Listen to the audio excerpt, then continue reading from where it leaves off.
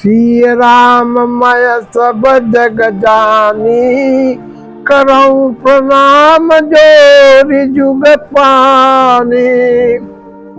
पितृ देवताओं के समर्पण में, पितृ विसर्जन में, पितृ देवताओं के अर्चन में जितना काम होता है, उसी के लिए हम सब सनातन धर्म वाले अब चल रहे हैं।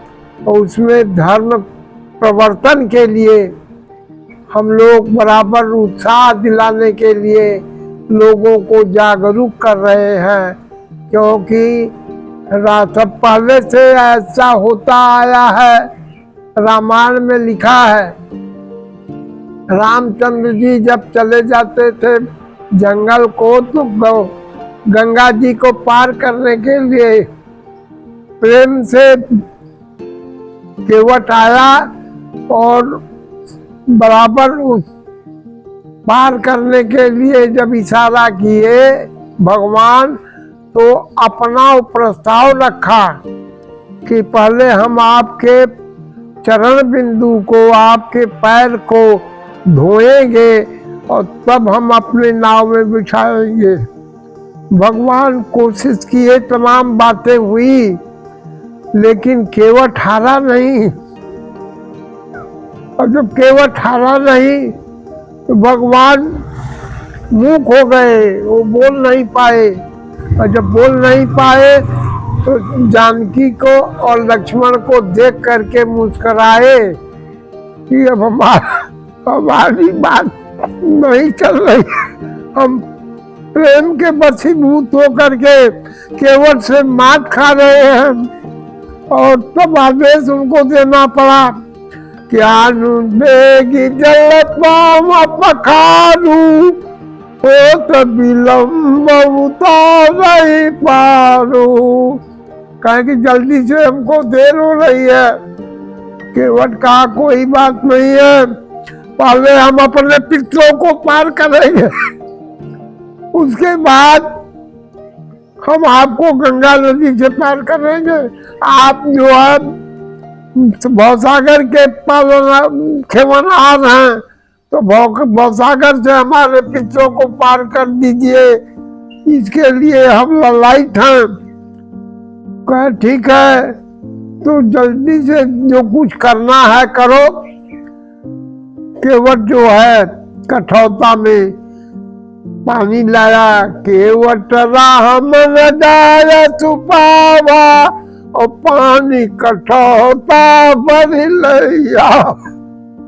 कठौता में पानी लाया, गंगा जी मुस्कुराई कि हमारा जहां से उद्भव हुआ है उसी जगह हमको केवट पहुंचाना, बड़े खुशी की बात है।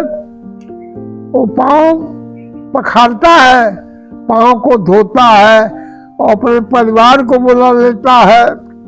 पद पखार जल पान करे और आप सहित परिवार, पितर पार उतार के गजब प्रभु ले पार। बड़े खुशी से पैर धो करके चरणोदक लिया और पितरों का अर्चन किया, और उसके पितृ लोग मोक्ष को प्राप्त हुए, वैकुंठ को जाने लगे। तो कहा कि ठीक है प्रभु, अब हम आपको हमारे पितृ पार हो गए भवसागर से, तो हम आपको अब गंगा नदी से पार करेंगे। ऐसी बात पहले से चली आई है पितरों के लिए। वही पितृ दिवस इस समय चल रहा है।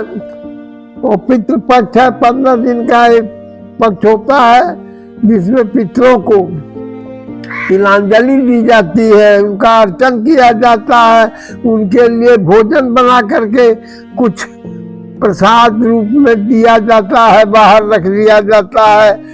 उनको कौवे को, कुत्ते को और गाय को खिलाया जाता है, जिससे उनके पितरों को शांति मिलती है। तो ऐसा काम पितृपक्ष में होता है।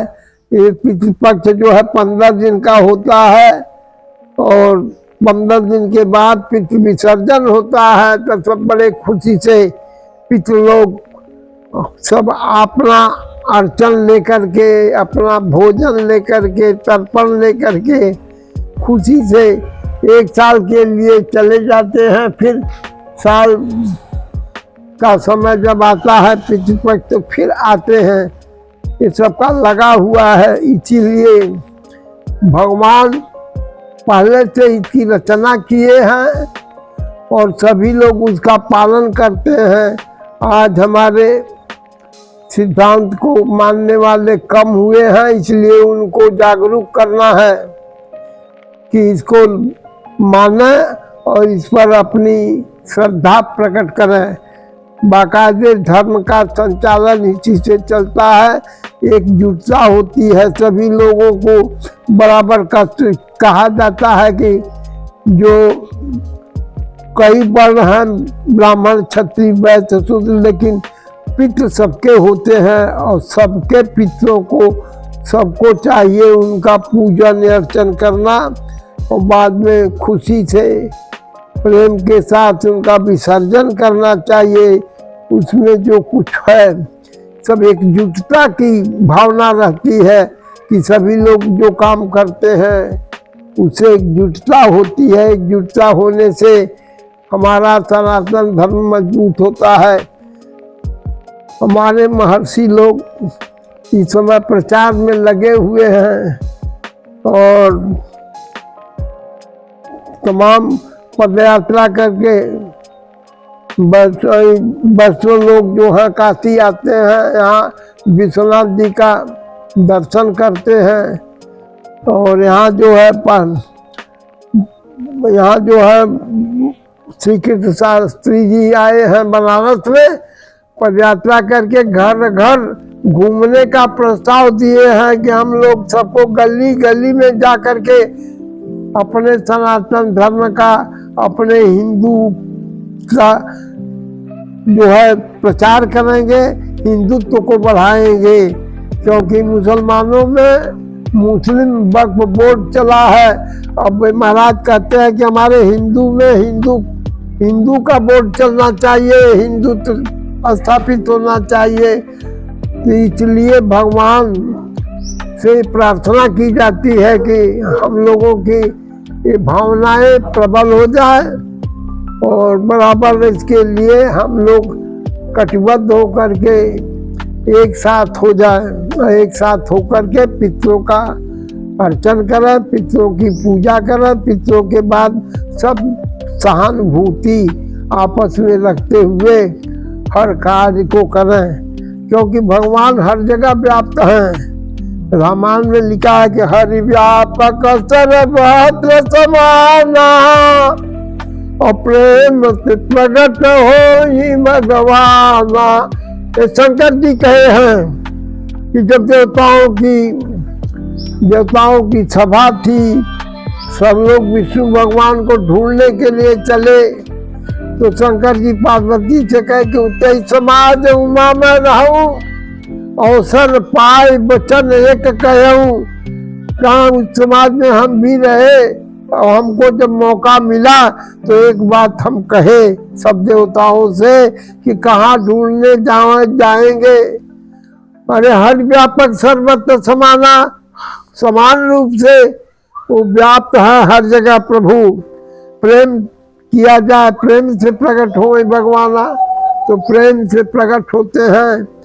वहाँ भगवान की छाया आई और सबकी मुरादें पूरी हुई। इसलिए हमेशा पितरों का ध्यान करके और परम ब्रह्म का ध्यान करके, विष्णु का ध्यान करके, भगवान भोलेनाथ भूत भावन शंकर के आदेशानुसार